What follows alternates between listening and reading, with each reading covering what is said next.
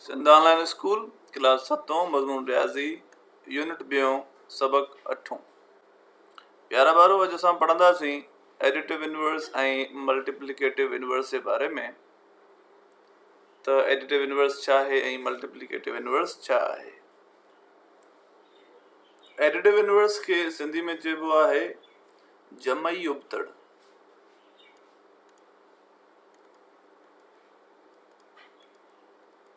जमई उबतड़ ऐं multiplicative inverse खे चइबो आहे ज़रबी उबतड़। छो त जमा मां निकितल आहे एडिटिव इनवर्स, इन करे जमा मां जमई उबतड़ ऐं ज़रब मां ज़रबी उबतड़। ठीकु आहे, मल्टीप्लिकेटिव ऐं एडिटिव इनवर्स। हाणे मक़सदु इन्हनि जो छा हूंदो आहे, कंहिं बि नंबर सां अगरि उन जो एडिटिव इनवर्स जोड़ करे छॾियो, हिते एडिटिव इनवर्स अञा पाण नथा लिखूं त आंसर 0 अची वेंदो। कहिड़े बि नंबर सां उन जो अगरि एडिटिव इनवर्स जोड़ करे छॾियो त आंसर छा ईंदो, 0 अची वेंदो, अचणु घुरिजे। इहो उसूल आहे एडिटिव इनवर्स जो। जॾहिं बि तव्हां कंहिं बि नंबर सां उन जो जमई उबतड़ ऐड कंदव, जोड़ कंदव, त आंसर छा अचणु घुरिजे, 0। हाणे अगरि मां चवां हिते 2 लिखियो आहे, हिन जो जमई उबतड़ छा आहे, तव्हां चवंदव साईं हिते प्लस जा 2 आहिनि, त हिते अगरि माइनस जा 2 अची वञनि त आंसर 0 अची वेंदो। यानी प्लस 2 ऐं माइनस 2 0, हे बि कैंसिल, छा थी वियो, 0 थी वियो आंसर।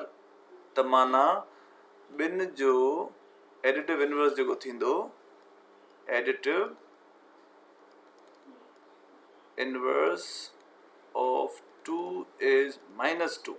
ठीकु आहे।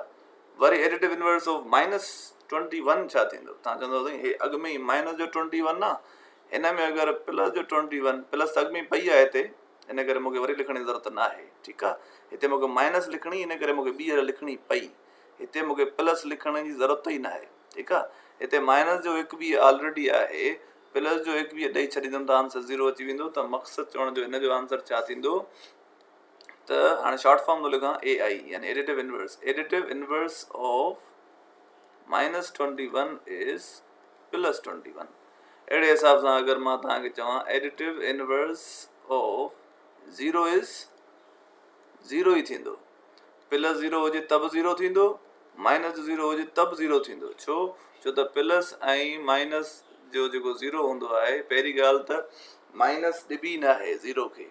ठीकु आहे न, 0 खे न प्लस ॾिबी आहे न माइनस ॾिबी आहे। इन इहे करे 0 जो जेको जमई उबतड़ आहे उहो 0 ई हूंदो। ॿुड़ीअ जो जमई उबतड़ हमेशह ॿुड़ी थींदो आहे। इहो तव्हांखे हिकिड़ो फैक्ट आहे, हिकिड़ी हक़ीक़त आहे, यादि करिणो पवंदो। ठीकु आहे, पहिरीं ॻाल्हि जेका ॿुधाईमांव त प्लस माइनस न ॾिबी आहे हिनखे।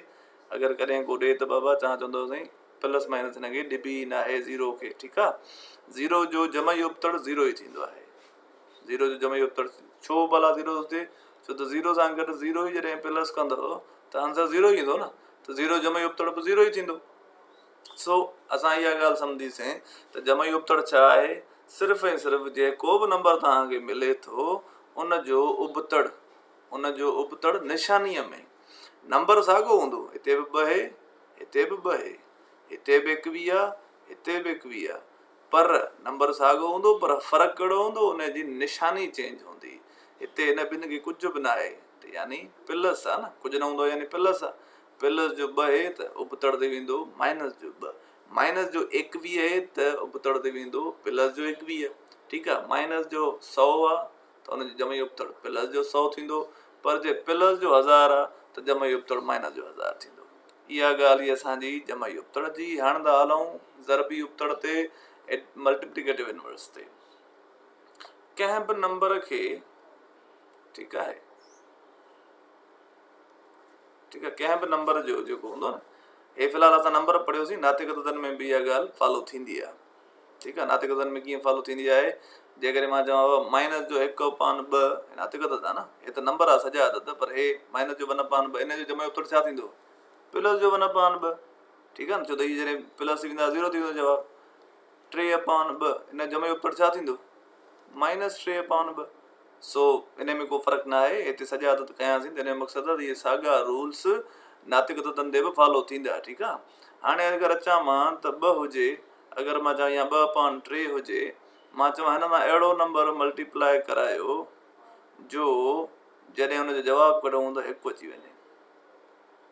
यानी ये जेको मां तव्हांखे ॿुधायो एडिटिव इनवर्स जेको छा कंदो आहे, जवाब खे 0 आणींदो आहे। छा कंदो आहे, जवाब खे 0 आणींदो आहे। ऐं मल्टीप्लिकेटिव इनवर्स वरी छा कंदो आहे, जवाब खे 1 करे छॾींदो आहे, 1 करे छॾींदो आहे। तव्हां चवंदव साईं हिन सां गॾु मां छा ज़र्ब कयां जो जवाबु अची वञे 1। तव्हां चवंदव साईं हिन खे अगरि उल्टो करे छॾियां 3/2 त पोइ छा थींदो, 1 2 2 1 2 2 1 3 3 1 3 3 जवाबु जारी काॾे 1 अची वियो। इन करे जवाबु हिन जो छा आहे 1। हिन जो जवाबु छा थो अचे, 1/1 1/1। ईअं थो अचे न, हिते बि 1 हिते बि 1 हिते बि 1 हिते बि 1 1 1 अची थो वञे त जवाबु ईंदो 1 1 1 हेठां बि 1 1 हेठियों 1 न लिखिबो आहे। इन करे जवाबु छा आयो, जवाबु आयो 1। ठीकु आहे न। त मतिलबु जेको ज़रबी उबतड़ आहे उन जो जेको उबतड़ कंहिं बि नंबर सां अगरि हुनजो ज़रबी उबतड़ ज़रब कराइजे त जवाबु छा अची वेंदो 1। ऐं कंहिं बि नंबर सां अगरि एडिटिव इनवर्स जोड़ कराइजे त जवाबु छा अची वेंदो 0। इहे 2 शयूं यादि करे छॾियो, इहे MCQ टाइप क्वेश्चन्स में ईंदियूं आहिनि। हाणे मां तव्हां खां 2 सुवाल पुछां, हिन जो जमई उबतड़ छा आहे, हिन जो जमई उबतड़ छा थींदो। तव्हां चवंदव साईं हिन खे निशानी कहिड़ी आहे, कुझु न, यानी प्लस। त सही आहे, हिन जो थींदो -2/3। सिधी सी ॻाल्हि आहे, जेका बि हिन जी निशानी आहे बसि हुनखे उल्टो करे छॾियो, हुन तव्हांजो अची वेंदो एडिटिव इनवर्स। भला साईं इन साॻे ई नंबर जो या हलो नंबर मटायूं था 11/10, हिन जो ज़रबी उबतड़ छा थींदो। मिसाल हिन खे माइनस बि हुजे, छा थींदो, -11/10 जो ज़रबी उबतड़ छा थींदो। तव्हां चवंदव साईं ज़रबी उबतड़ में माइनस वग़ैरह जो कोई कंसेप्ट कोन्हे, निशानी जेका हूंदी उहा रहंदी। सिर्फ़ु ऐं सिर्फ़ु एडिटिव इनवर्स में निशानी चेंज कबी आहे। माना हिते 11 माइनस जा आहिनि त 11 ई रहंदा, पहिरीं ॻाल्हि। ॿी ॻाल्हि इहा आहे त मल्टीप्लिकेटिव इनवर्स में हिन खे उल्टो कबो आहे। छा कबो आहे, हिन खे उल्टो कबो आहे। हेठियों वेंदो आहे मथे, मथियों वेंदो आहे हेठि, तॾहिं हिन जो इहो थींदो आहे ज़रबी उबतड़। ठीकु आहे। हाणे अगरि तव्हां हिन ॿिन्ही खे ज़रब कंदव जवाबु हिकु ई ईंदो। ॾिसिजो, जेकॾहिं मां हे नंबर लिखां पहिरियां -11/10, हाणे मां पंहिंजो जेको ज़रबी उबतड़ आहे उहो लिखां, हे त -11 ख़तमु, -11 ख़तमु, 10 बि ख़तमु, 10 बि ख़तमु, जवाबु छा आयो, हिकु ई आयो न। सो यादि करे छॾियो, ज़रबी उबतड़ उन नंबर खे उल्टो करे छॾियो, बसि उन ई नंबर खे, जेको बि नंबर हुजे उनखे उल्टो करे छॾियो, तव्हांजो ज़रबी उबतड़ अची वेंदो। निशाननि खे विसारे छॾियो, प्लस हुजे माइनस हुजे उहा रहंदी। पर एडिटिव इनवर्स जेको थींदो, जमई उबतड़ जेको थींदो, उन में छा थींदो, उनखे उल्टो न कबो, नंबर साॻियो ई रहंदो। ॾिसो 2/3 2/3, उनजी निशानी चेंज थींदी। हिते कुझु न, यानी प्लस अथसि त हेॾे छा थी वेंदी माइनस, हेॾे माइनस हूंदो त हेॾे छा थी वेंदी प्लस, बसि।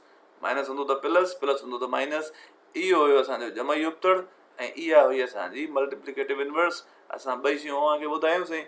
मथे लेक्चर में जॾहिं हिन जी मश्क कंदासीं त उन में सिर्फ़ु इहो लिखियलु हूंदो, बाबा 1/2 जो एडिटिव इनवर्स लिखो, तव्हां लिखंदव -1/2। ठीकु आहे।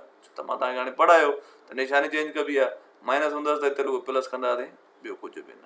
उमेदु आहे तव्हांखे लेक्चर सम्झ में आयो हूंदो। जल्दी नेक्स्ट वीडियो ऐं लेसन अपलोड कंदासीं, तेसिताईं ख़ुदा हाफ़िज़।